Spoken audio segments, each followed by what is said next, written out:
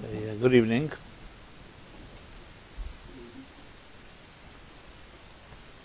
Simon Jacobson, my name. I welcome you. And we're here to discuss this evening the theme titled Light My Soul, which for some of you may be a takeoff from The Doors' Light My Fire,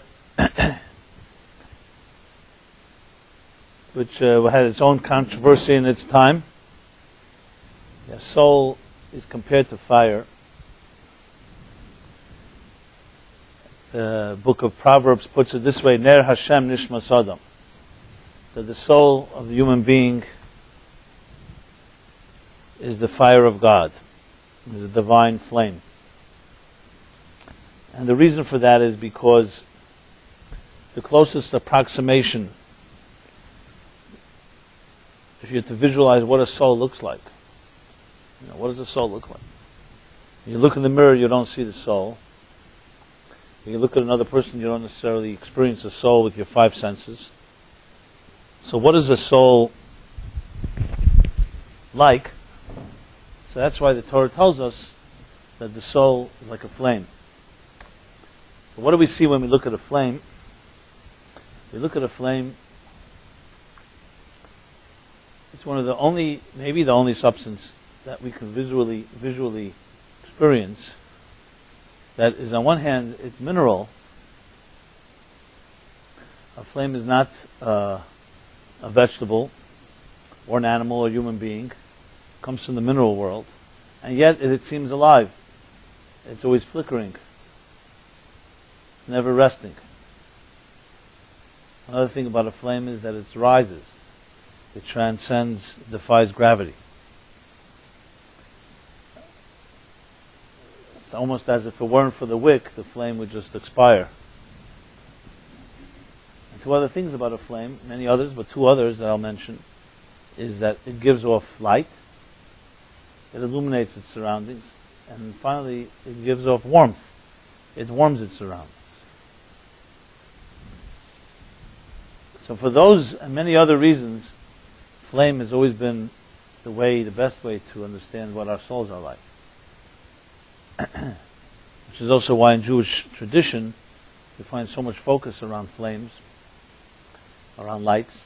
You have the Shabbos candles, and you have the holiday candles. That to usher in the holy day of Shabbos, we begin with a woman or a girl lighting a candle, a blessing. Usher in the holiday, the same is true. Rosh Hashanah, Yom Kippur, Sukkot, other holidays. Candles also we find in the temple.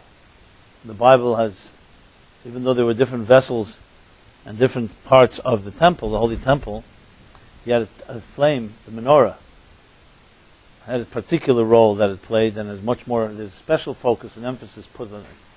There are chapters in the Torah that just talk about the menorah, the Ner Tamid, the eternal flame that burned all the time in the temple. How the high priest would light the flames. And then, of course, we have flames as in Hanukkah, which is the festival of this month, and hence the energy of this month called the month of Kislev, which just began yesterday and today, is a holiday of lights. That the flames that were being burnt, or that were lit daily in the temple with pure olive oil, that olive oil was defiled.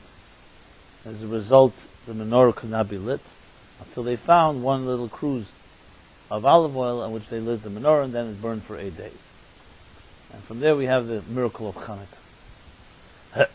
And then on the other side of things, you also find flames and candles and lights used in sad moments when we light a yahrzeit candle. We do this also before Yom Kippur. Every yahrzeit we light a candle. When someone who lost a close one, a loved one, when they pray, they light 5 candles. The candles burning during the entire first year after the passing of a person. Because again, it's symbolic of the soul. So sometimes we celebrate the soul in its full glory in life on this earth. But even when we honor the soul as it travels on to the next plane of its journey, we also honor it with a flame and a candle. So you see the centrality of flames and light in the Jewish tradition, Jewish philosophy, Jewish thought, custom. But above all, in the personal sense of it, as I said, a flame is the closest approximation of what your soul is like. So let's just analyze for a moment those 4 features that I mentioned. I said there are many more, but I just chose those 4. Flame is always alive. Well, on a very practical, basic level, what is the difference, God forbid, between a corpse and a living human being? It's the energy within the body, what some call the life energy, what we call a soul. So the exact same body, without any difference in any physical aspect of the body, simply is different if it has a soul that is breathing in it or if it doesn't, God forbid. So soul really is the essence of what makes a person alive. As I discussed last week at length, what that means on different levels, the 5 different levels we discussed, I won't go through that now. Biological life, emotional life, intellectual life, transcendent life, and ultimately a seamless life. There is no object and no subject, Yechida, the ultimate dimension. Just for those that are interested in following that class is online. You can see it, last week's class. Everything that's broadcast live is also archived. There's also CDs of it. If you wish, you can call my office and get them if you're interested in, if you haven't heard last week's class about this topic. But what we're focusing on here is the flame aspect. So one of the symbols of life, or one of the not so symbols, one of the features of life is movement and mobility. Yes, obviously, God forbid, a person can be immobile and also be alive. When we say life in its fullest sense is mobility, as opposed to inanimate. So that you see in a flame. You see a flame constantly moving. Look at young children. Young children are constantly moving. They never rest. It's when we start becoming, reaching a point of, I guess, as we grow older, and we become more stationary, to the point, what do they call them? There's a word I want to... Yeah, couch potato is the slang word, but there's another word, a little more sophisticated. Right, sedentary. Exactly. And it's interesting, you don't have to become 90 to become that way. If you look at life, the younger you are, the more mobility there is, with almost no limits and confines. And then downhill from there.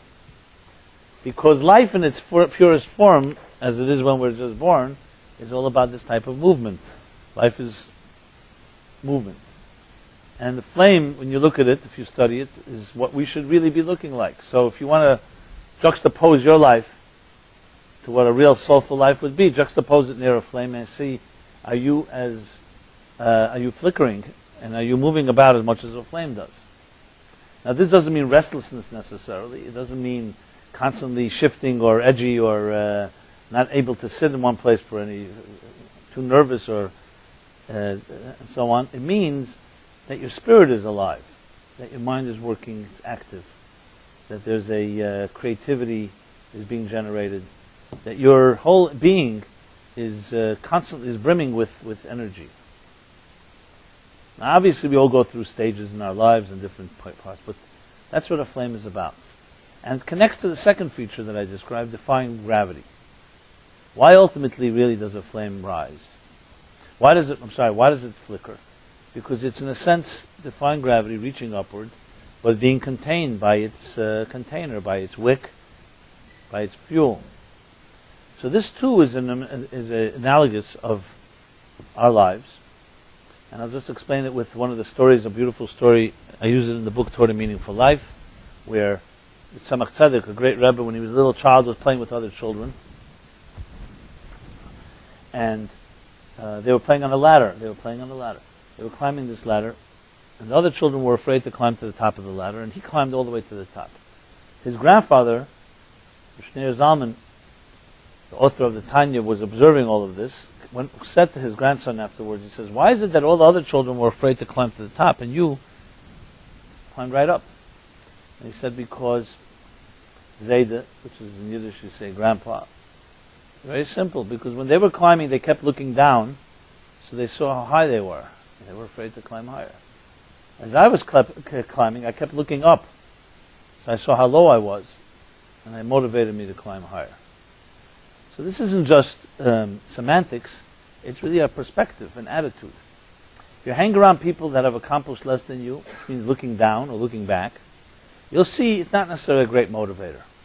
Because you say to yourself, hey, look how much I've accomplished compared to them. As a matter of fact, some people are invested to hang around people like that because it always makes you feel like you're a step ahead. Hang around, socialize with people who have accomplished more than you have. So yeah, there's a tinge of, I guess, competitiveness, jealousy, but there's also an element of motivation. Because you say, wow, how much more can I achieve? So that healthy element of angst, not anxiety to the point where it makes you unable to function or demoralizing, but a healthy angst of sensing that there's more mountains to climb and greater horizons to conquer, is what makes us human. Animal bliss is a nice dream, and maybe at times when we're really unhappy we aspire to it, and some people actually try to simulate it in some way or another. But the fact is the natural human being is a seeker. And we do look up, and as we look up, we are motivated to climb. Look at the multi-billion-dollar industry. Multi-billion-dollar investments in what we call NASA. All because human beings were able to look up to the skies and saw the stars and saw the planets and saw solar systems and saw a larger universe, a larger reality than our own. And we're simply curious to know what's out there. No one in the initial stages thought that this is some type of investment. It's true that as a result of all the technologies developed in outer space and going to outer space, we have turned that into many industrial breakthroughs and many products that would not exist had NASA not spent so much money developing different types of shoes and garments. I mean, even things like Velcro, which frankly is one of the byproducts from the space program, or many of the walking shoes we have. And you go back to the early 60s, there's only one type of pair of shoes. Either you had sneakers or you wore shoes. And many other different technologies that were developed as a result. But that was not the plan. The plan was to figure out how to get up to heaven and figure out what's going on there. And we're ready to spend everything. Why? For only one reason. Because we walk upright and our eyes can see the heavens. One Rebbe once said, an animal has never seen heaven. Because most animals walk on all four. And just for the record, I know whenever I mention this, people say, what about a giraffe? So we'll address a giraffe another time. It's not the point. The point, animals do not see heaven, and therefore they are not motivated to climb to heaven. In many ways, they are very much at peace because they've got nowhere to go. On the other hand, they live in the same habitats as they did hundreds of years ago without any need for any change. They're not looking for better homes. They don't have country homes. They don't need one car or two cars or any car. They just go use their legs. They have no fax machines or cell phones or gadgets and blackberries and brownberries and so on. And they don't even have any angst over the fact that they don't have any of this. Even though I'm sure they see human beings texting or doing other things. How come none of them have ever figured out maybe it would be nice to have a little TV in some meadow where cows graze? They're not interested. But neither do they go to therapy either. So it's a different world, basically. Now, it could be, as I said, it could be quite, quite enticing when life isn't going well to just be a cow in a meadow. But there's a part of human being that does see upward. And so the expression, Sumar meinechem v'rum ibara ela, you raise your eyes to heaven and you wonder, who put us here? Whether it's a religious search or not is not the point. The point is that there is a transcendent search. And humans are constantly aspiring for more. So look at a flame, and that's exactly what you see in a flame. It's subtle. It's not dramatic. What's a flame? Everything is affected by gravity. Yes, of course, there are gases that we cannot see, and there are things that defy gravity. But physically, the only object that you look at that actually defies gravity, that is always reaching upward, is a flame. So the Kabbalists and the Hasidic masters explain that is because a flame is the metaphor, in a sense embodies spirituality, and the spirit and the soul by its nature is always transcending itself. It's never satisfied with the here and now, but then aspires for more. Like that child climbing the ladder, he looked up, so he wants more, he wants to go higher. Sees how low he is. If you don't look up, and you look down, you don't see if there's anything beyond you, you're very satisfied. You may even be more than satisfied. You say, look how much I've done compared to those beneath me. And that leads us to the last two things that every flame has, which is the last of the four I mentioned, that is now. We have a whole month of light, so we'll be talking about these different features. And that is the warming, the light, the illumination, and the warmth that a flame gives off. And both, not just one. So who gives off light and warmth? Which people you meet in your life that warm you and illuminate your life? And which darken you and frankly make you feel cold? So, I'll put it to you in one word: selfishness or selflessness. They tell the story of one of the great masters who had a special student. And then once the student left the yeshiva, one left the academy, went off to his own, went into business, which is fine. But then he became very successful, which is also fine. Where things stopped being fine was when he became arrogant. And with his money that he made, and success and prosperity, he forgot his humble roots. And he forgot that life is more than just what you make of it. There's also blessings involved. He was a self-made man and began looking down at everyone else who was not as accomplished, as successful as he was.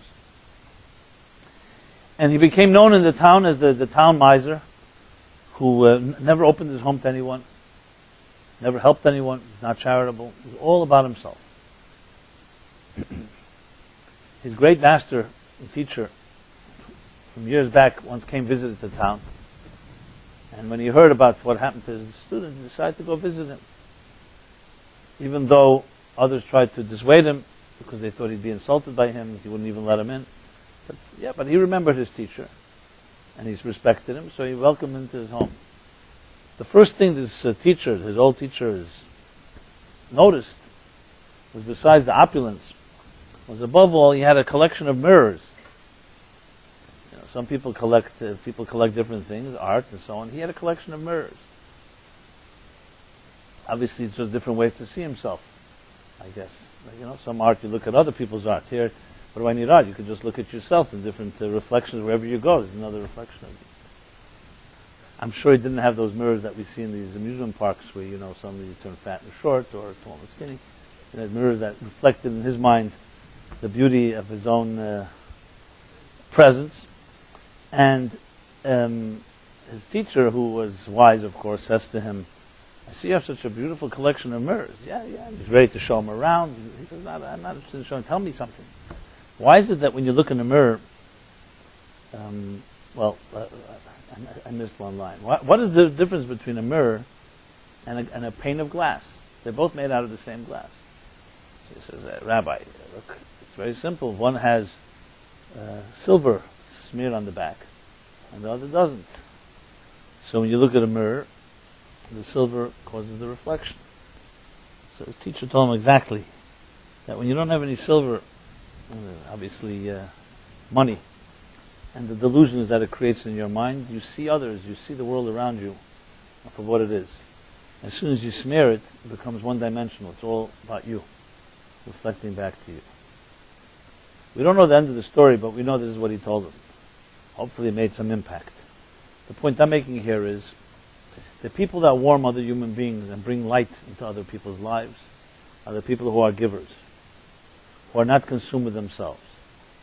When you meet someone who everything is about themselves, like a mirror, you're not going to be very warmed by it, nor will you be illuminated, because there's nothing coming out.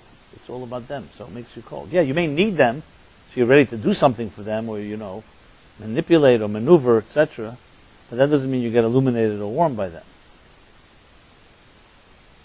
And I'm sure you probably have some examples in your life about this, right?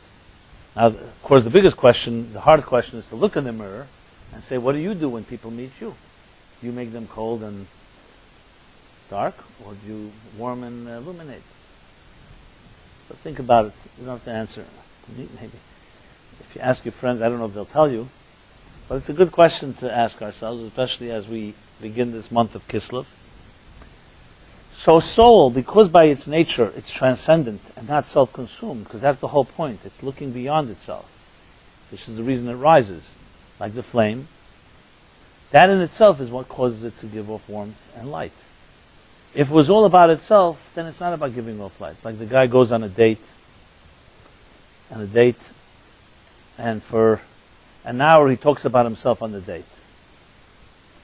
Okay, that's bad enough, right? An hour, hugging.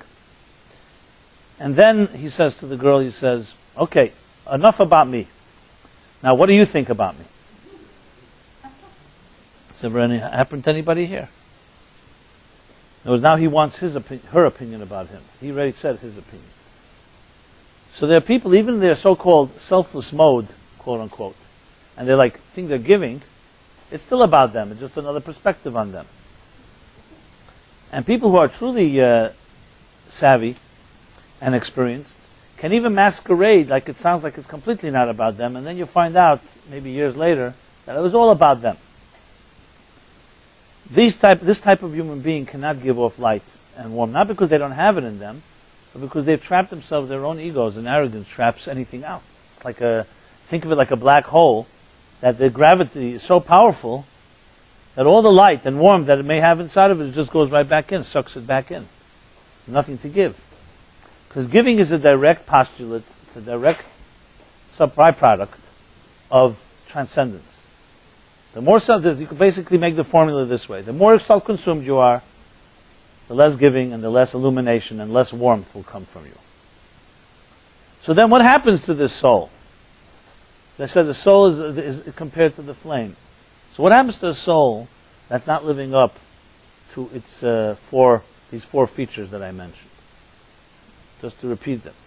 Constant mobility and movement, transcendence, to look beyond itself, reach upward, warmth and light and warmth. What happens to a soul like that is called Galus Hashchina in the Hebrew, which means the exile, the trapping of a soul, the trapping of the spirit. So think of it like being kidnapped and being locked up in a basement and not being allowed to express your inner potential. So we all have elements of that. Within each of us sitting here, everyone in this world, we have resources, a reservoir of resources that are endless. No one can even know how much potential we really have. And that's why it's called potential. If we knew, it wouldn't be potential. So potential means you're born with a spirit, with a soul. The soul has many resources, many faculties. The Kabbalists, in their general sense of describing these faculties, say there are 10 central conscious faculties. 3 intellectual ones and 7 emotional ones. So how do you, in your lifetime, discover your potential? It's usually by accident, actually. It's usually by accident. You're suddenly in a situation where somebody who was supposed to do a job has disappeared or something, and there's no one else to do it but you, and suddenly you realize, hey, I can do it. Some will argue we discover our potential through education, schooling. But you probably have also heard the arguments that's the other way around, that schooling does everything to crush your potential and creativity. Someone sent me recently another link from the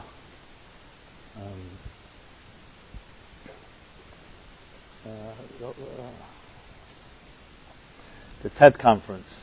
So they have these 18-minute talks by this guy, this British scholar, who makes the case that human beings are born creative, and by the time they're 20, 30, they lose it all because it's a world that does everything to undermine creativity. He makes a very strong case for it. He actually says the education system, the public education system that we live in today, when was it so-called established? It was established at the beginning of industrialization, industrial age. And therefore the schooling was all driven to maximize industrialization. So therefore its focus is not on dance and music and art and creativity, it's on the sciences that will help industrialization thrive. Interesting. Because by comparison, if you look at, for instance, Jewish education, and the real serious Jewish education of the Middle Ages and earlier, was the exact opposite. Everything about Jewish education has nothing to do with industrialization. It's not even to do about making money. Most of yeshiva education, I went to yeshiva, has its flaws, but the focus is definitely not on figuring out how you're going to build a career. Its focus is primarily what God wants from you in this world, and how to use your skills to actualize your soul's potential. As I said, there are plenty of flaws in the Jewish education system, especially when it gets to the dogma and the lack of really cultivating a soul, because even religion can be taught in a very, let's put it, industrialized fashion, where it produces mechanical Jews, just to use industrial metaphors. But the focus, if you look at it, is really all about really the soul's mission and its goal in this world. Just open up the Bible. And the Bible describes a human being. So you'd think, how would you describe a human being?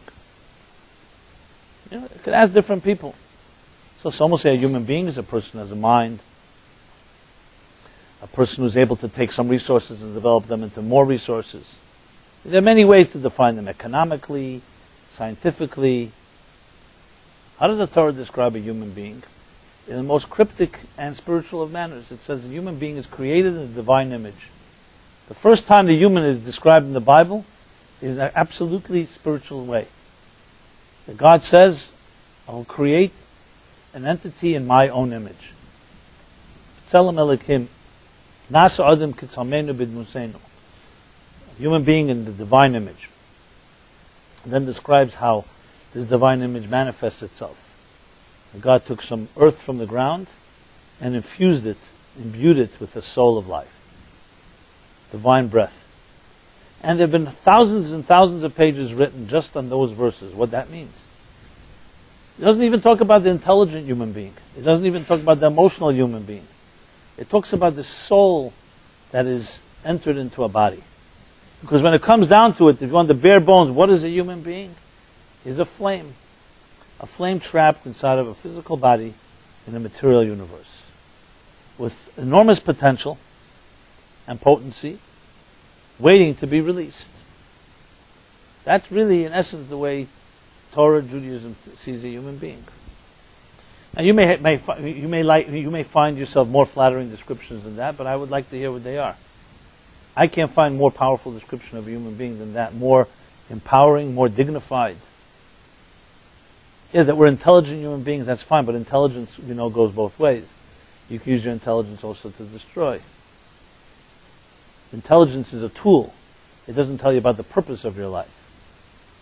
And the same thing with the other faculties we have. Whereas saying you are a soul charged with a mission, and that you have some indispensable contribution to make, that you are a piece of God, basically. However you interpret that, not using anthropomorphic metaphors, but you're a piece of God, that you're godlike, and you have the power to transform your universe, to warm and illuminate it. Basically, to come into a cold and dark universe and turn it warm and bright through the illumination of your soul and its warmth is the ultimate human being. That's the purpose of our lives. So what happens, as I said, when this flame does not express itself? It's like what happens to all potential. It gets trapped and locked inside. And it has to have its impact. What would happen if someone, God forbid, tied up your arms and for years you were not able to use them? Besides atrophy and other things, psychologically, It had to cause unbelievable damage that would cause. It's like potential for you to use your arms, and you can't use them. Or taking you and putting you into a sack and tying you up and you can barely move around. Yeah, you can survive perhaps, but emotionally, psychologically, spiritually. So the same is with a talent. We are born with talent, we're born with strengths, and they need to be released. If they're not released, they will implode, and they will make your life miserable. It's like trapped little spirits inside of you that want to be released, they want to be expressed. That's how the Torah sees potential and its actualization, which is why actualization of potential is such a powerful theme, especially in certain Kabbalistic works. It even describes God in a way that God created the universe to actualize His own potential. Because had it not actualized it, it would just remain in a potential state. Does that mean that God is imperfect without actualizing? Is another theological debate. But the point is that is a critical element, is actualizing. And actualizing isn't just a technical thing, it can be the difference between life and death. It can be the difference between you fulfilling your life's purpose on this earth or not. So the whole theme of flames and soul, they light my soul, is essentially the theme of this month, even though it's central throughout the year, but it's very much about this month being the month where at the conclusion of this month we celebrate Hanukkah. And Hanukkah is about the Festival of Lights. So, therefore, it comes down to how do you free this light within ourselves. You're in a despondent place, or you know somebody that's that way. How do you bring an array of hope? People sometimes are desperate, where they don't see any light at the end of the tunnel. Or if they do, they think it's the oncoming train. How do you change that? So let's go over to another end of this discussion, the same theme as you'll see soon, in this week's Torah portion. So the Shalah, one of the great mystics, the middle-aged medieval mystics and scholars, sages, writes that the chapters that we read in the Torah are connected to the times in which we read them. So this month of light is connected to the stories that we read now. So this week's episode, just at least the central theme of this week's chapter, is the twin brothers Jacob and Esau.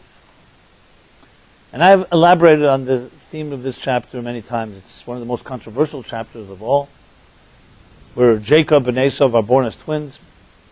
But prior to that, even in their mother's pregnancy, they were at war with each other, which caused her to have Rebekah, the mother, a very difficult pregnancy. And she asked God, why is it so difficult? And God's response to her, because you carry inside of you two nations, two forces, who will be at odds with each other.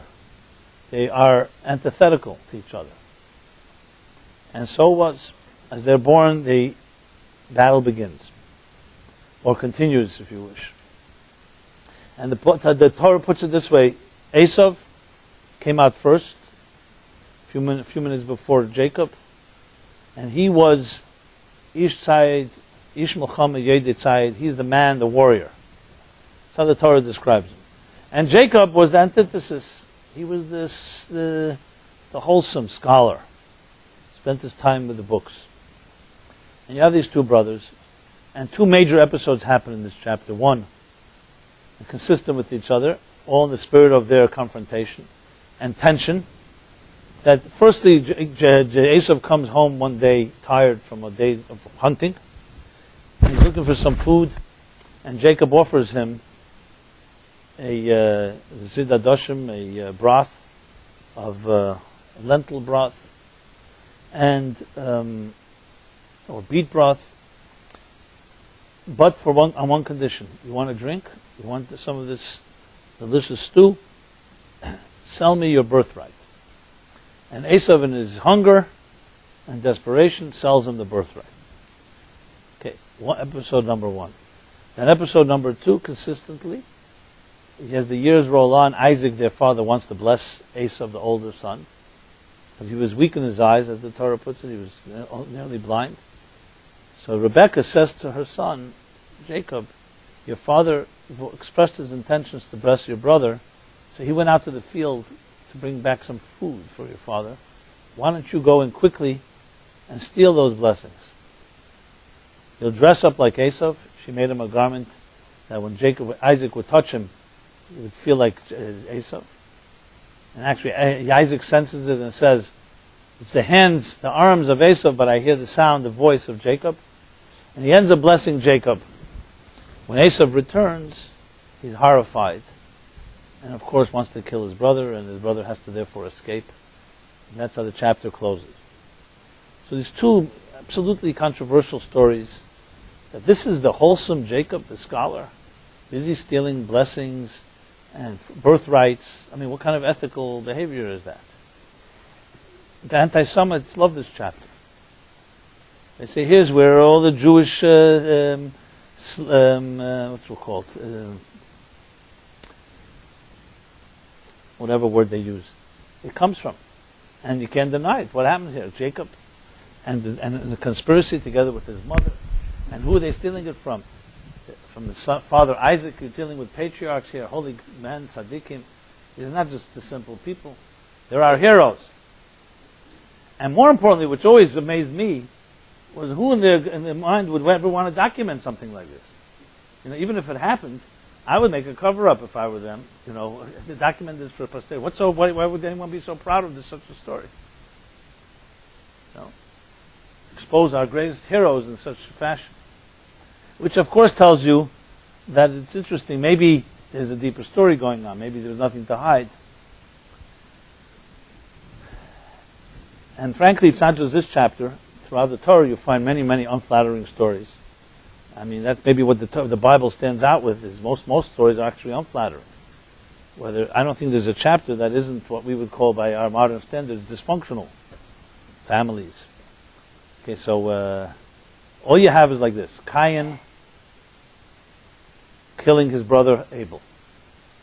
Then you have, of course, a corrupt world, and then you have Noah getting drunk and his children castrating him.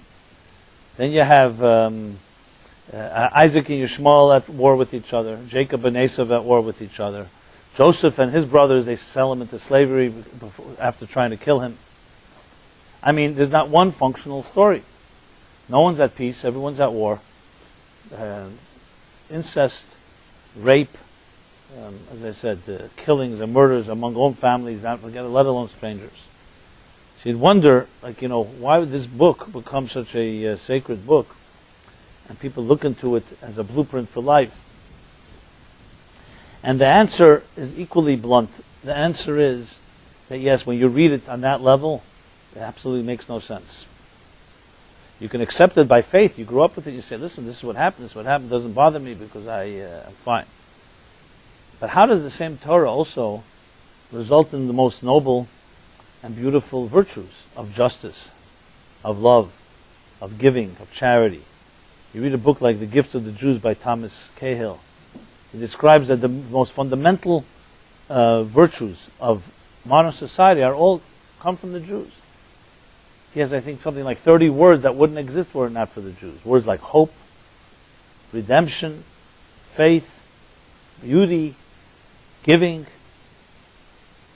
So clearly there's some major either inconsistency going on here, or there's something that we're not getting. So the scholars who actually interpret Torah in its fullest sense tell us, as I've often mentioned in this class, a statement that I could tell you most Orthodox Jews are unfamiliar with, let alone those that never went to yeshiva. And the statement goes like this. This is quoting the Shalah and quoting the Rameh and quoting quite a few. The Ramban puts it this way. The classic commentator on the Bible, in his introduction to the whole Bible, he says, Kol HaTorah Shmeisav Shel HaKadosh Baruch Hu. The entire Torah are sacred names of God. Which means the story of Esau and Jacob and the killings and all, it's all about names of God. The way others describe it, they say, put it this way, the Torah does not talk about things down here and allude to things up there, meaning in the spiritual. It talks about things up there and alludes to things down here. So though the episodes all happened, and they all are true even in the literal sense, which means the literal is significant, but the story doesn't begin on earth, it begins in heaven. And all these characters, as it says, Alpaim Shana Kod Meter La'olam, the Torah precedes the existence of the universe. When an architect builds a building, first you create a blueprint. And you follow the blueprint, that's how you create the universe. That's what the Medrash says. It says, right in the beginning of the Bible, it says, Vayemer Elokim yehi or vayehi or. And God said, let there be light, and there was light. So the Medrash and the Zohar all ask the question, what redundancy does, what is this exactly? It should have said, God created light. Or God said, and there was light. Why do you have to say, God said there was light, and there was light? Repeat. And the Torah is known for its brevity. And here, it could have easily written it shorter. And the Zohar and the Medrash answer, because it's telling us how this creation came to be. God looked into the spiritual blueprint and said, Vayemer Elokim, what means Vayemer? God spoke. He read. He read from his own blueprint. In his blueprint, on a spiritual level, it says, let there be light. And he said, okay, based on this blueprint, now we shall create light in this physical universe. Essentially, that this material world is simply evolved from spiritual plane. So this is true about everything in this universe. It's definitely true about the stories in the Torah itself. They all begin on a spiritual plane. And then they evolve to the material. And only then can you fully understand the episode, for instance, in this week's chapter. And God said it to Rebekah, except in cryptic terms. He said, you have two nations inside of you. Long before they were born. Two nations, two forces, two archetypes. And what are these two archetypes? One is a warrior and one is a man of spirit. So I'll give you an analogy. It's an analogy from the Baal Shem Tov, which, as you see, once you understand this analogy, the whole chapter takes on a whole different meaning. And frankly, I've never found an explanation that was adequate except this one to understand how Jacob could have stolen the blessings and the birthright. Which, of course, another question that immediately jumps in your head: what do you mean stealing blessings anyway? If Isaac wants to bless him, who cares how he dresses? He wants to bless Esau. The blessings should go to Esau. Just because Jacob walked into the room, the blessings are spiritual things. They're not like he gave him something. It's one thing if he came in and Jacob wanted, and Isaac wanted to give Esau $1 million. Instead, Jacob came in and took the $1 million. We're not talking about $1 million. We're talking about a blessing. And what does it mean to buy a birthright? Just because he gave him a cup of soup, and suddenly Jacob becomes the firstborn? It's a biological fact. Esau was born first. So you see from that alone that we're not just talking some type of highway robbery here. So Baal Shem Tov's analogy goes like this. He says, and as you'll see, all this is about, of course, learning how to free your soul and the flame that is trapped. So the Baal Shem Tov, I'll paraphrase a bit with a question. It's not the Baal Shem Tov's question, but I'll ask the question, because it's been asked to me. Many people who are, for the first time, they begin to explore Judaism and try to understand its significance. Oh, it is, after all, almost a 4,000-year-old faith, and has much history and heritage to it. So the first time you expose it, often you go to a table, a Shabbos table or a holiday table or something like that. Now, what's the first thing you notice about the Jews and Jewish traditions? So as one person once put it to me at my table, in a very comical way, he says, the first thing you notice is food. Everywhere there's food. Every holiday is associated with foods. You talk about Hanukkah, potato latkes. You talk about Purim, you have hamantaschen and kreplach and other foods. And we send food packages to each other. Passover has got its whole menu of its own, and recipes of our mothers and grandmothers, and special foods, what you do eat, what you don't eat. Of course, matzah balls. Like someone said, in Yiddish they say, he didn't mean to read the whole Haggadah, he meant the matzah balls. So you have to read to get to the matzah balls. The bottom line is the matzah balls. And then you have Shavuos with its blintzes and dairy, focus on dairy products. And you go through the year, every holiday, everything has its own things. Of course, even Yom Kippur, Rosh Hashanah is the apple and the sweet food. Even Yom Kippur, it's also an obsession with food, except you just don't eat.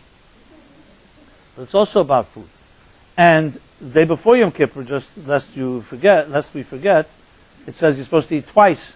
Once for Yom Kippur and once for the day before. So it's again a story with a with food. And of course, I didn't mention the staple foods.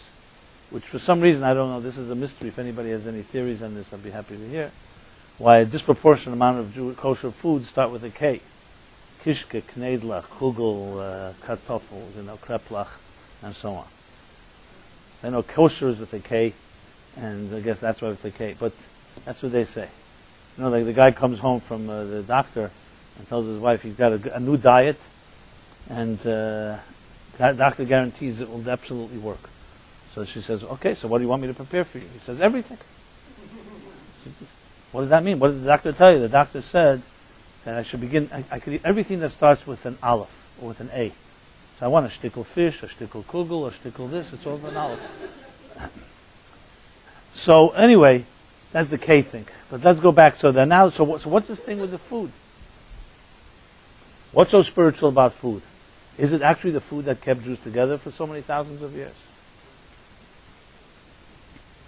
Well, I can't resist but tell you in the olden days in Russia, there was a thing called a poritz. Poritz was like a massive landowner. Except in those days, he was a complete, well, I don't know, today it's also sometimes that way. He was a complete tyrant, and he controlled a lot of land.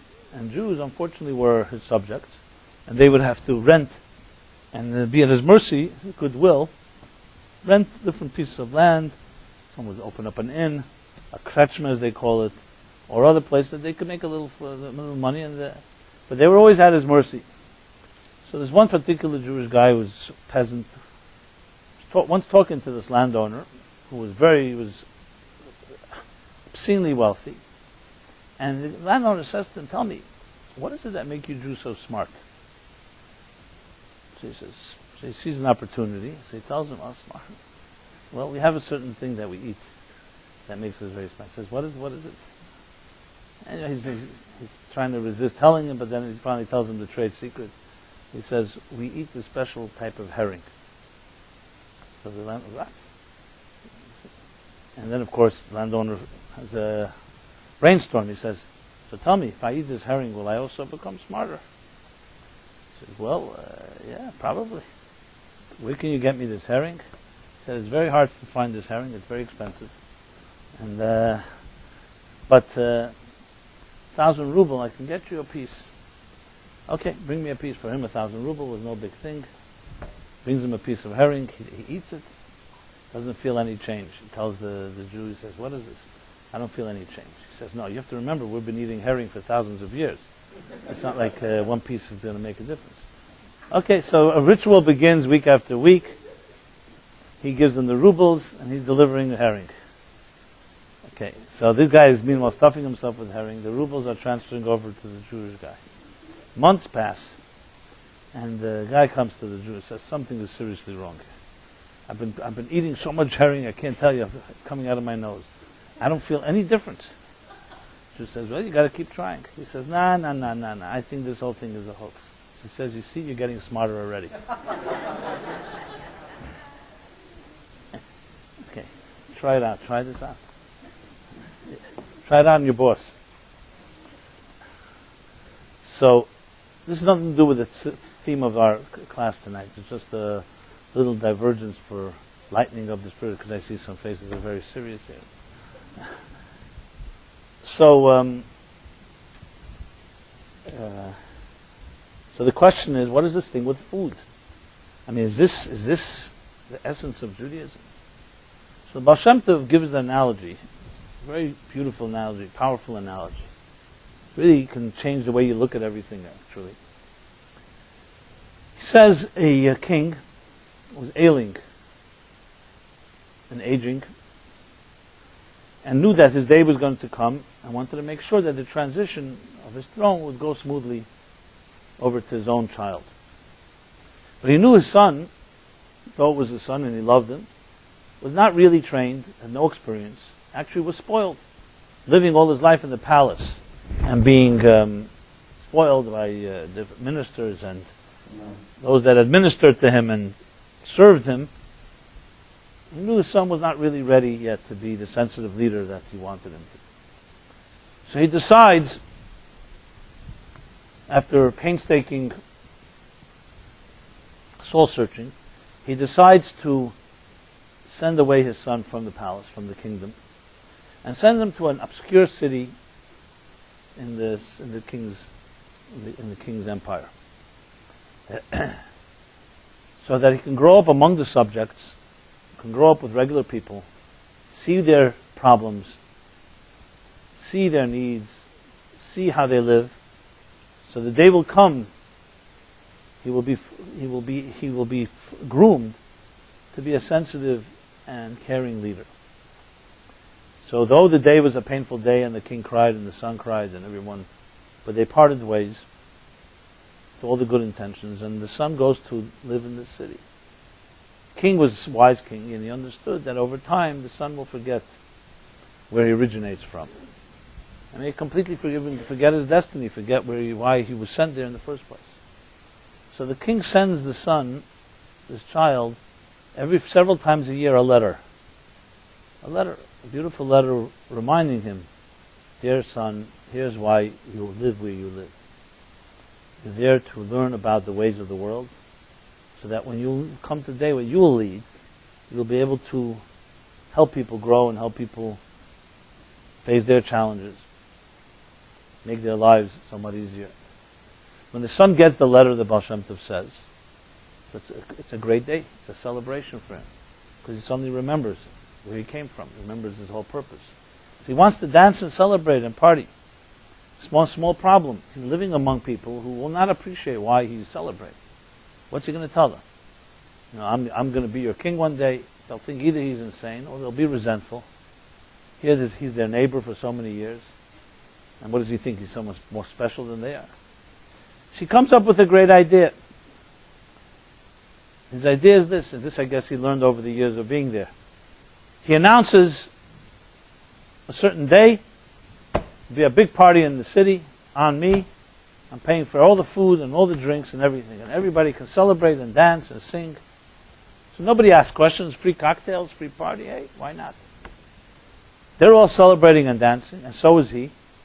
They're celebrating and dancing because they got free food and good drinks. And he, meanwhile, with them, is dancing with them, but he's celebrating because in his heart he knows he received a letter from his father. That's the Baal Shem Tov's metaphor. And he explains the king is God, and the child is each of our souls. In the spiritual realms, the soul dwells in a palace, in a spiritual environment, does not have to eat, does not have to sleep, has no worries, has no anxieties, has no concerns, has no evil inclination or temptations. All it does is bask in the divine glory, Ziv Hashchin. So that's nice and beautiful, but it's not accomplishing anything. There's no challenges, there's nothing to overcome. So God, as painful as it is, says, I want to send this soul to a place where it's not recognized, and it doesn't recognize that place. And I want it to earn its right to demonstrate what it's capable of accomplishing, to bring light and warmth into the world. So God sends a soul, the soul doesn't want to go, and God doesn't even want to send it, but this is the purpose. And sends its own child, which is each of us, a soul into a distant land. A land where the child will forget where he or she comes from. The Talmud says when we're born, an angel comes and does like this over our lips, and makes us forget everything we learned in our mother's womb. On a conscious level, we're made to forget. And we were born into this world, consciously, we do not recall where we come from. There may be an inclination, we may have certain premonitions, a sense, as I said earlier, the flame is still there, so we transcend, we search, we aspire. But to fully remember, we don't. So God says, I will, however, send this child several times a year, a reminder. And these are the holidays. These are the Shabbases. These are every time some type of spiritual message is coming to us. But there's a problem. If we were pure souls, we would appreciate these messages. The problem is the souls are dwelling inside of bodies now. And the bodies are not interested in a soulful message. The bodies want to eat and drink and sleep and do other things that serve its physical needs.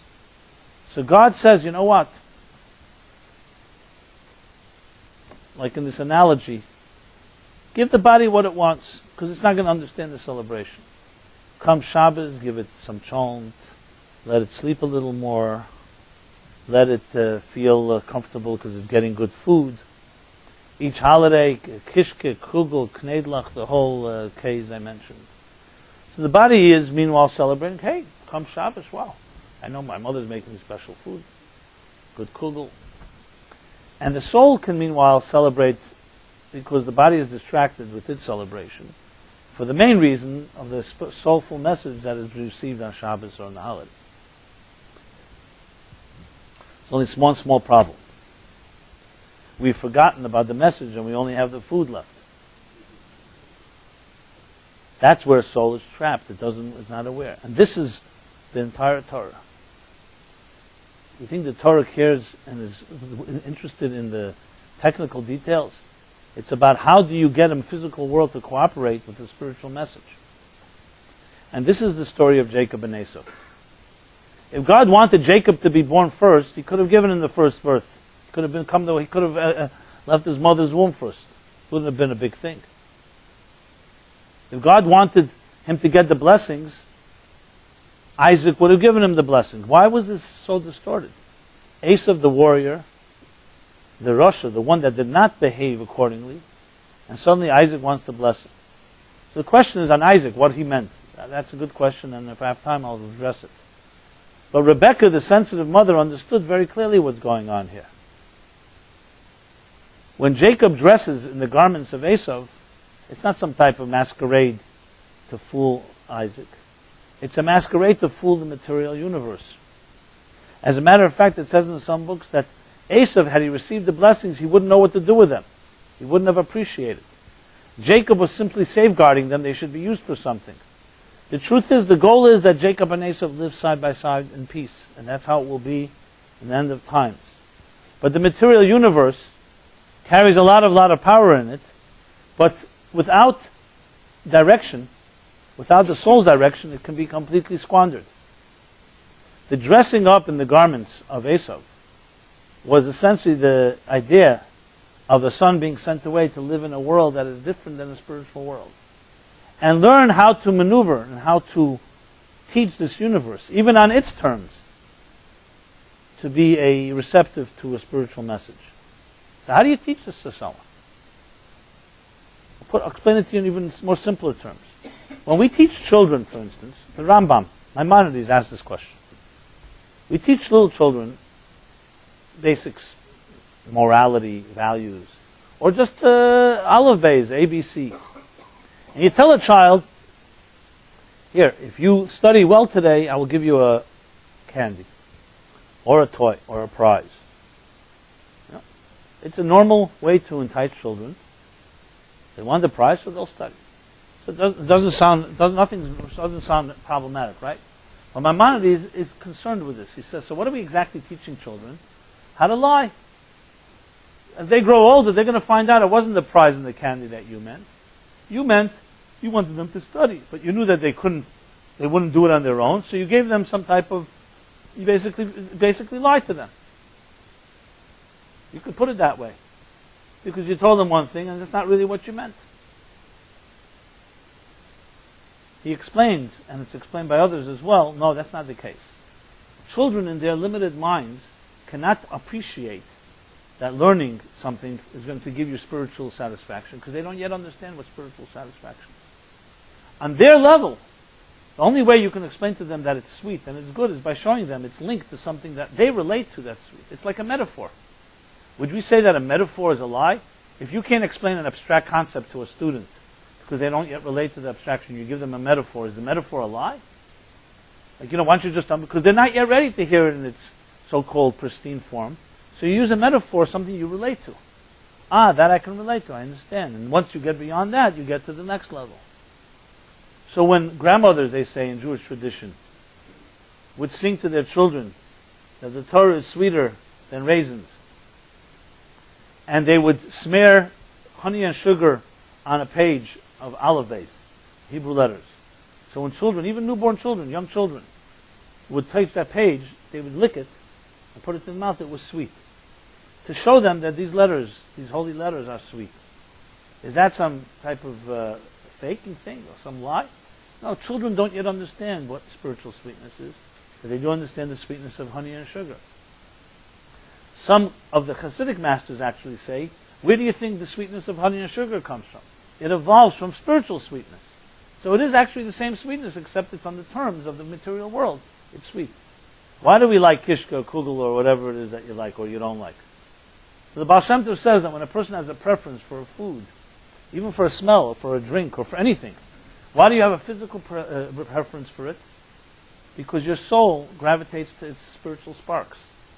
But you may not yet understand it on the soul level, so your body tells you this is something that you need for your life.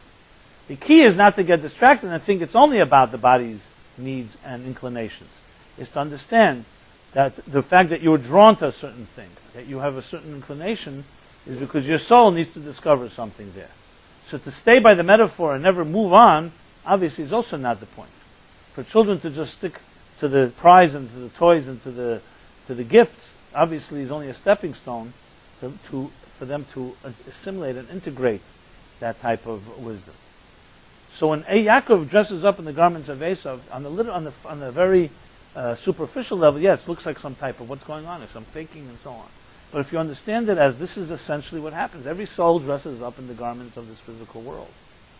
And we speak the language of the world, and we follow its customs, the laws of the land. However, the purpose of it is in order to elevate it. So if a great Torah scholar would say, listen, I'm not going to speak English, I'm not going to speak French, I'm going to speak only Hebrew. That'd be very nice. No one else will understand this person. They can't teach. You want to teach a world about God, you have to speak the language of the world. The key thing is to speak the language without compromising the integrity of the original. That's the challenge. It's very easy to insulate ourselves in a holy place and never interact with the world around us. The challenge is to enter the world, but not become consumed by it. To bring in a light into the language of the universe, but always know that you are bringing it from a greater and higher place. So the story of Jacob and Esau, essentially, in context of what we were talking about, lighting up our own souls and our own flames, is really the story of understanding what do you do when we live in a world like this. So the first thing we have to know is, where is reality? Is reality in your perception of your job and your work and your family even and your material activities, which really occupy 95% of your life? The fact is, most of us have come to the terms, whether we like it or not or by default, that is our reality. That's the reality. You wake up in the morning, the first thing you worry about is your day in this material world. We are not spiritual creatures by nature. So the soul immediately doesn't have an equal voice. The only thing is, an intelligent person, especially one that's been broken or suffered, so then the material world and comfort zones of ours have been shaken, so often the soul gets a moment in the sun. But if you think about it, it's like a soul that really doesn't have equal time. Does anybody here give 50% of the day to your soul and 50% to your body? It's not the case. It's almost 95% to the body, with here and there a glimmer. Unless, as I said, God forbid, something really isn't working well, then suddenly your material world and your comfort zones aren't there for you. Suddenly your soul comes alive. Why does it have to be only through pain and suffering? Because pain and suffering in a strange way cracks the shell of the complacency and apathy that we have from our comfort zones. That's what happens. But it doesn't have to be that way. You can crack it another way, with your willpower, with your wisdom. When you start thinking, why am I here in this world? Am I here to just go through another day of material pursuits and making some more money? Or is there a deeper purpose to my life? As soon as you ask that question, it's your soul for a moment is getting a breath of fresh air. To hold on to that question, of course, is the challenge. But that's what's going on. We have a flame trapped inside of us. And I use specifically the word trapped. It's trapped by you. Yeah, we can be our own worst enemy. It's trapped by the realities, so-called, of our lives, the choices we've made, the habits, the routines. And it's trapped by much of what we were taught. in school, at home, and a society around us. And every time you watch another show or you read another article, it usually reinforces more or less your routines. So we have a whole environment that's essentially reinforcing a perception that may be very false. I'm not suggesting this material world is not a real world. It's a real world, but it's not all there is. So in a sense, when we talk about a flame and warming and illuminating others, why do you think most people don't warm and illuminate other people? Because self-interest is their driving force. They may not say it, but think for a moment. You meet somebody, and all they care about is themselves, not you. But you could help them because you can give them some money, or you can get them something they need. Okay? How could that give you warmth and illumination? No way. It only is there to drain you. Warmth and illumination means something you receive, not something you give. So it drains us. Now, if someone knows how to cover their tracks well, it doesn't feel like it. You could end up giving them what they want, and you could even feel like you got something for it. Well, it depends what you get. Yes, you can get a commodity in return. As I said, there's a give and take. But the idea of a flame, of a soul, illuminating and warming, is something that comes as soon as self-interest is not the driving force. So we live in this paradox. How then are we going to survive in a world if we don't care about ourselves? I'm not suggesting that at all. As I said earlier, it's not that Jacob doesn't dress up in the garments. We said you feed the body, give it all it needs. That's why in the Torah it's not considered to be a curse to be wealthy or to be prosperous. Material success is also part of the picture. But it's never an end in itself. It's only a way to get the body to cooperate, basically. So give it what it needs. Give it rest, give it food, give it whatever it takes. Like I said, the metaphor that you give it the sugar and the sweet and the prizes that it needs to come along. But the key is to come along to something that's higher. So we go back to what is the purpose of why we're here. Essentially the mission of your soul. And the mission of your soul is how your unique flame will transcend and elevate and refine, warm and illuminate its surroundings. So as I said, the first thing we have to know is that our perceptions may be very far off from reality. That's actually probably the hardest step of all. To hold on to a deeper truth that your soul may be trapped inside of you for a long time, and that with all that you think you're achieving and all that you feel, the happiness you feel, it's very little to do with your soul expressing itself. I'm not going to suggest it's to that extreme because I have no doubt everybody here and I'm sure everybody on earth in some way, there are times where our soul is very much alive. You know, it can be through love, through the love of people, giving love to people that we care for. It comes through loving our children, acts of kindness, nobility, and in general, things like music and art that definitely touch parts of the soul. So I'm not suggesting it doesn't exist at all, but is it the dominating driving force? Usually not. So the challenge is how to make that force, and to understand that the material power of this universe is extremely, extremely seductive, and more powerful than we will ever imagine or know. That's the first thing. The second thing to know is that we are unique. We have unbelievable energy.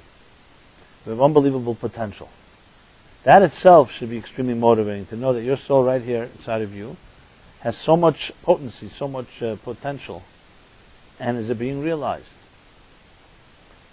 Are you using your unique flame to illuminate in your unique way and brighten another person's life, your environment, anything around you?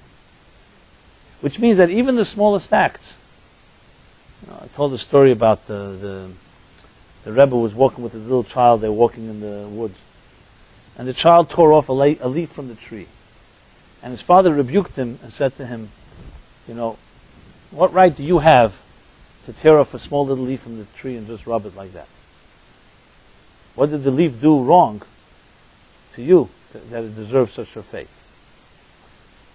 And this little boy, as he grew up, became a great Rebbe himself, and talked about the sensitivity he learned from that. See, even the small little things like that, you walk down the street, how you behave, how you talk to a person, how you treat the environment. is all interactions which go either one or two ways. Either you're bringing light, illuminating and warming your environment and the people around you, or the opposite. And there is nothing neutral. It's like climbing a mountain. You're either going up or you're going down. You're either part of the problem or part of the solution. Yeah, I know that cartoon where they ask the guy, so what do you think? He says, I think I'm from the undecided. You know? So there's also a group called undecided, of course. But in our context, undecided is also a decision. It means that meanwhile I've chosen the status quo. So this is an opportunity for each of us when we come into this month of Kislev. You don't have to wait till Hanukkah. Hanukkah is when it's in the full-blown sense of the holiday. But even before that, the month is a month of light. And in this hemisphere, it also happens to coincide to the beginning of winter. Cold winter. And in the cold, both cold and dark, the days are shorter. So it's an opportunity. It's telling us that yes, the world can be a cold place and a dark place. But you have a mission. You can actually change something. The child in the king's palace could not change anything. It had to come down to a distant land where things are hostile to spirituality and to the soul. A world that's hostile to light and to warmth. And even here you can transform it into light and warmth. And the most powerful thing to know is that the material universe itself is fuel. Remember, when that flame is flickering and transcending, it's ultimately being fed by physical fuel. So in an interesting way, this material world, as cold and dark as it is, if you tap it, it has within it also enormous potential. That's why Jacob needed Esau. That's why the blessings were given to Esau. Because in this material world, trapped is power like that too. So it's just like the soul may be trapped inside our bodies, there's a spirit and a spark trapped inside this universe. And when you learn the tools of the universe, and you learn how to use them for good ends, what happens is you're actually turning matter into energy. And this is common knowledge long before Einstein discovered E equals mc squared. That matter is energy. However, matter is trapped energy. And we have the power to untrap it. So that is in a sense our mission. And that's our goal. And each of us, as I said, can do so in a very unique way. No two of us are alike. Not just a general platitude that each of us gives off light and warmth. Each of us in a different way. Each of us has sensitivities that others don't have. Usually your sensitivities are around experiences that you went through that I did not go through. Whether it was in your home, in your family, where you grew up. Sometimes even negative experiences. Negative experiences also help shape and give us a deeper sensitivity if we allow ourselves to learn from them. You know, you can empathize with a person in a similar situation that another one who's never been there can't really empathize. And I'll never forget one of the warmest moments in my life. This may sound strange to you, but for me it wasn't strange at the time. It even sounds strange to me when I repeat it now. One of the warmest moments of my life was the day of my father's funeral. When we returned to our home and we sat down for Shiva the first day, usually most people don't come to see you the first day, whatever reason. The only ones that arrived at our home were a few students. Each of them, without exception, all had lost their fathers, or their fathers had passed away. Not one of them was not that case, and they were able to look into my eyes, into the eyes of my siblings, in a way that nobody can look into your eyes. I know this because before that happened to me, I could not look into the eyes of somebody who experienced a loss. I would go, I would console them, I had all the lines to say, I wrote a book, you know, I have a lot of things to say to console people, but frankly, I could not look at them in the eyes because I didn't go through it. And I felt uncomfortable, awkward, whatever you want to say. They went through the fire and they were able to look at somebody that went through the fire. So as odd as it sounds, it was an extremely warm moment. Not rational. It wasn't like some philosophical thing. It was a pure empathy coming from one person who was there to another person who was just entering there. And no words had to be said. You know, we always think we have to say things. No words had to be said. It's no different than when someone who's been where you've been before knows how to cry with you or knows how to relate. It's not even about the words. It's not even wisdom. It's not direction even. It's about just a sense that you're not alone. that there have been people who've been there and they've survived. They went through the fire and you can survive. And not just survive, you can thrive. So there's a deep thing that each of us has, no matter what experiences we've had in our lives. And I'm talking, of course, negative ones. Obviously, positive ones have the same power, in a different way, maybe even more in some ways. That the things you've gone through, you have power to give light with them, even if they are seemingly negative things. That's the beauty of what the soul is about. So it's not about trying to explain or understand why some of us had to go through difficult things. We may never understand the mysterious ways of God, the mysterious journeys of our lives. We all have our set of cards, I guess, that have been handed to us. The key thing is that we don't make it worse, meaning that which we have no control over, we have no control over. But that which we do, so sadly, often, even the things we control also are not always fully being lived up to the way they can be lived up to. So this is a month where we have particular energy to open up some of those doors of your own light and give it to others around you. And we all can use it and we all can give to each other. Obviously, being around people who are themselves giving makes it easier because you learn. You learn by osmosis. When you hang around too many people who are constantly taking, you become part of that club, and it's a vicious cycle of a self-perpetuating club of people who keep on feeding up the blind, leading the blind. So those are the choices we make. And I want to wish you all, as we enter this new month, and we approach Hanukkah, so you can prepare the latkes for the body part. Make sure we're going to do that. We're going to have a Hanukkah party here. We're just planning it today to be a real unique one, even more than last year if you were here. Calling it an interactive theatrical experience of the three movements. Hanukkah as the darkness, the moment of darkness and desolation, the moment of discovery of that little oil, and then celebration. So we're going to do it through music and drumming and through particular instruments and songs. So if you want to mark your calendars, it's December 16th. More details will be coming in the next few days. December 16th, right here, Wednesday night. And this room will be transformed. And what can I say? It's exciting to talk about. So that's going to be an attempt to combine the body and the soul together. So there'll be some good things for the body, besides the social environment and stuff like that, but also some food. And above all, however, the key is to celebrate the message of the soul. So we'll see if we can do both of them together without compromising either of them. What do you think? You think it's possible? Okay. So with your help. So that's on that end of things. On Tuesday, this Tuesday, one of our emerging artists, part of our emerging artist series, this guy's name is Moshe Hecht. He's actually a great, I saw him perform a certain beautiful soul. So he'll be here. It's like a Mumbai tribute to actually tonight, we dedicated the class to all those that were killed exactly a year ago by terrorists in Mumbai, in India. So Tuesday we're going to be doing a form of a tribute through song and through some poetry. So I definitely welcome all of you Tuesday night. Does anyone have the flyer? What time is it on Tuesday night? I think 7:30 is announced. What's the time there? Do you know? And again, as I said, so December 16th is the Hanukkah party. Same time, above time? 7:30 p.m., so that's Tuesday. If you want to pre-register online, you can do that, or you can just tell Golda Malka or at the door. It should be a pretty turnout, so I would do it as fast as possible. And any other heartwarming announcements? Let's see. So next Wednesday I shall be here, which is really more of a, I don't like to say ritual, more spiritual, an SPI ritual that's been going on for almost quite a few years, a few decades. So I shall be here next Wednesday. Philip will be doing his class tomorrow night at 7 p.m. And I would definitely encourage you. A special soul himself, also gives off his unique light.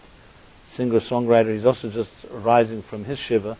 He lost his mother, 94 years old, last week. So he'll be here if you know Philip. If you don't know him, you'll enjoy it. So that's 7 o'clock tomorrow. And I want to also announce that, I already announced this a while ago, but now we are revisiting it and actually going to implement it this time. Anybody that's interested in unique type of studying, meaning one-on-one or text-based or other particular interest in studying, we are obviously interested in transforming this place into a vibrant hub. So anyone that has any interest like that, please see Velvel, the back of the room there, or the front of the room, depending from your perspective. And don't be bashful. It could be any type of anything that you may be interested in. We have people who are ready to study with you. Maybe we'll create little groups, and we'd love to have your input, not just your reacting, but proactive. So any ideas you may have, please see this, the Meaningful Life Center, myself, and all of us, as interested in not just giving off light, but also receiving some light from you. So, with that being said, everyone have a very illuminating and warm week, and may your soul come alive, vibrant flames that only warm and illuminate everyone you meet and your entire environment. Thank you.